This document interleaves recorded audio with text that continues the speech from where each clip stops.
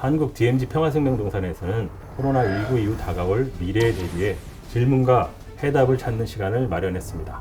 생명의 위기와 문명의 대전환, 우리 시대의 질문, 남원주 선생님을 모셨습니다. 안녕하세요. 네, 안녕하세요.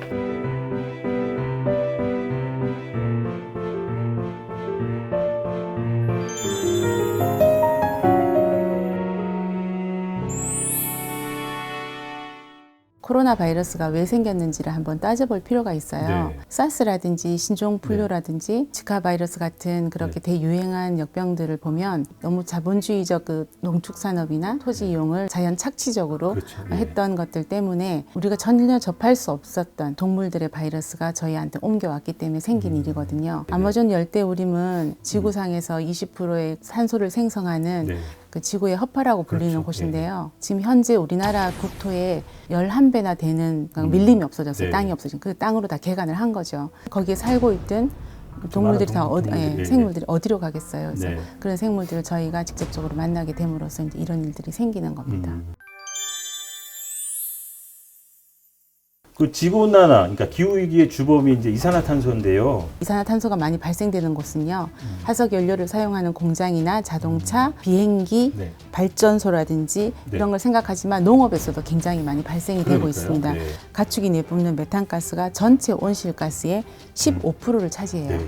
그중에 3분의 2가 소에서 나옵니다. 소가 내뿜는 하루의 메탄가스가 600리터인데 네. 그는 소형 자동차의 1년 그 배기가스와 똑같습니다. 우리가 소고기 1kg를 먹을 때 옥수수 사료가 16kg가 그렇죠. 필요해요. 엄청나게 먹더라고요. 지구에서 이제 생산되는 곡물의 3분의 1이 가축 사료로 쓰여요. 소가 그만큼 많이 먹기 때문에 가축 사료를 생산하는데 곡물이 많이 쓰이고 있고요. 사료와 고기 수입을 위해서 이제 작물을 운송하는데 또 이산화탄소 배출되고 아마존 밀림의 그 항폐화되고 있다 그랬잖아요. 그렇게 해서 벌채된 땅의 65%가 공장식 축산하고 가축의 사료를 재배하는 땅으로 쓰이고 있습니다. 세계 농업 용지의 83%가 축산업에 쓰이고 있습니다. 그러니까 네. 저희가 고기 한 점을 먹는데 굉장히 많은 땅도 쓰이지만 이산화탄소도 많이 배출돼서 지구는 점점 더 뜨거워지기 때문에 저희의 고기의 불판이 데워질 때 지구도 같이 뜨거워진다고 생각하시면서 고기를 드시면 좀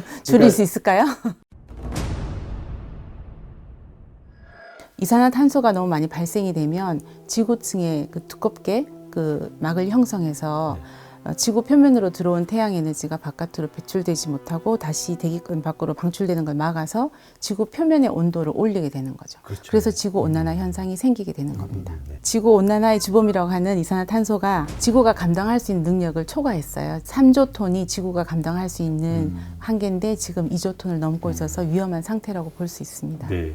만약에 이제 이런 지구온난화가 가속화된다면 어떤 변화를 가져올지, 또 어떤 사람들은 기후변화라고도 하고요. 네. 기후위기라고도 하거든요. 네. 좀 혼동해서 쓰는데. 네. 기후 변화는요, 일정 지역에서 장시간 동안 평균 기온이 상승하는 현상을 네네. 말합니다. 그 산업화 이전에는 10,000년 동안 4도가 상승이 했는데요. 산업화 이후에는 100년 동안에 1도씨가 상승을 했어요. 지구 곳곳에서 지구 온난화로 인해서 뭐 폭우나 폭염, 그다음에 가뭄이나 홍수, 기후 변화가 급속하게 진행되는 것을 기후 위기라고 아시면 되겠습니다. 그런 위기가 왔을 때 제일 이제 위험한 나라는 식량을 수입해서 먹는 나라들이에요. 2019년도 기준으로 하면 식량 자급률은 45.8%고요. 곡물 자급률은 21%예요. 최근 4년간 그 유엔 식량 농업 기구에 따르면 기후 변화로 생산량도 굉장히 감소를 한 거예요. 작년에 그러니까 코로나19와 기후위기 때문에 러시아가 일시적으로 밀 수출을 중단하고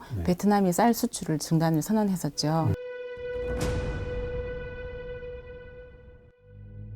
특히 우리나라 같은 경우도 밀은 이제 거의 99% 정도를 수입해서 먹고 있는데 지구의 그 따뜻해지는 문제, 온난화 문제가 이제 저희가 바로 먹게 되는 삶의 문제까지도 바로 연결이 되어 있습니다. 지구온난화 1.5도 특별보고서에 따르면 토지 사용이라든지 식량 생산 방식을 전환하지 않으면 인류도 자연과 함께 항폐해질 것이다. 그러니까 획기적인 전환이 필요하다라고 발표했습니다. 그럼 우리가 생활 속에서 이산화탄소를 줄이거나 네. 온실가스를 감축할 수 있는 그런 실천 방법이 어떤 것이 있을까요? 실제로 유기농법하고 화학농법을 네. 비교해서 식물과 흙에서 어떤 일이 일어나는지를 실험한 그 연구가 있는데요. 유기농법으로 그 1헥타르, 그러니까 네네. 3,000평이거든요. 3,000평 이요. 네. 3,000평을 경작하면 이산화탄소를 7,800kg을 이제 흡수한다는 이제 연구 결과가 나왔습니다. 유기농 토양이 탄소를 저장하는 힘이 있다는 거죠. 그걸 밝혀줬고요.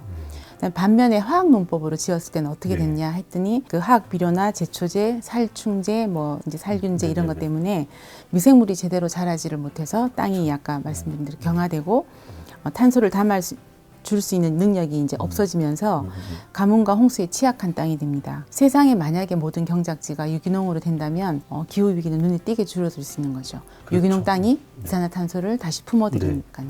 유기농 토양이 이산화탄소를 효과적으로 흡수해서 대기권의 온실가스의 40%까지 감축할 수 있다는 그런 보고서도 있습니다. 저희가 작년에 솔직히 호되게 기후 위기랑 코로나19를 겪으면서 이제 몸소 겪었잖아요. 이런 시점에서 좀 이렇게 획기적인 전환을 하지 않으면 안 되지 않을까 생각합니다. 네. 이산화탄소가 과도하게 발생되는 것 때문에 지구 온난화가 온다는 걸 일단은 이제 아시고요. 육식을 조금 절제하고 유기축산, 그다음에 유기농으로 된 농산물을 이제 드시면서 슬기로운 네. 음식 시민이 되시면 어떨까요?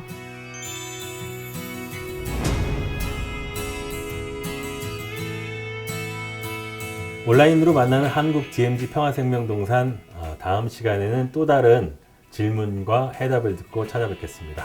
감사합니다.